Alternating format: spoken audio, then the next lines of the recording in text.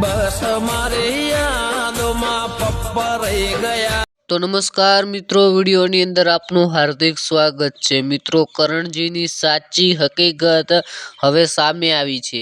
મિત્રો, આજ દિવસ સુધી જેટલા પણ કારણો બતાવ્યા છે તેમની આ દુર્ઘટનાના બધા જ કારણો ખોટા છે, પરંતુ આજે મિત્રો સાચે સાચું કહી દીધું છે કે કરણજી ઠાકોર શાના લીધે આ દુનિયા છોડવી પડી।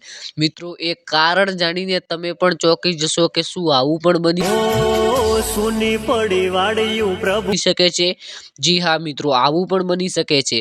મિત્રો, સોશિયલ મીડિયાની અંદર વાત કરીએ તો હાલની અંદર ખૂબ જ ટ્રેન્ડિંગમાં ચાલતા કરણજી ઠાકોર, મિત્રો તેમની વાત કરવામાં આવે છે કે તેઓએ નશો કરીને ગાડી ચલાવતા હતા અને તેનીથી આ દુર્ઘટના બની છે।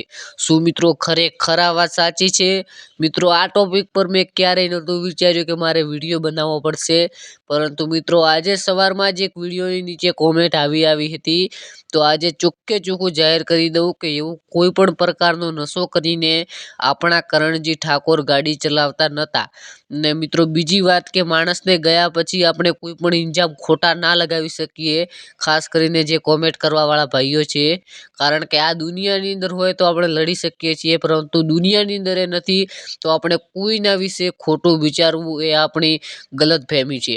અને મિત્રો કદાચ ચલાવતા હશે નશો કરીને તો પણ તે જાણે અને તેમના ભગવાન, આપણે તો કંઈ જોવા ગયા નથી, પરંતુ મિત્રો 90% એ લોકો સારા છે અને આપણે બધા તેમને જાણીએ છીએ, તો આવું ક્યારે વિચારવું જોઈએ નહીં।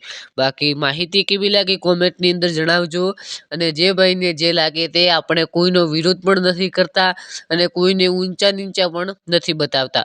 તો મિત્રો વિડીયો ગમે તો હાઈપનું બટન છે તેના પર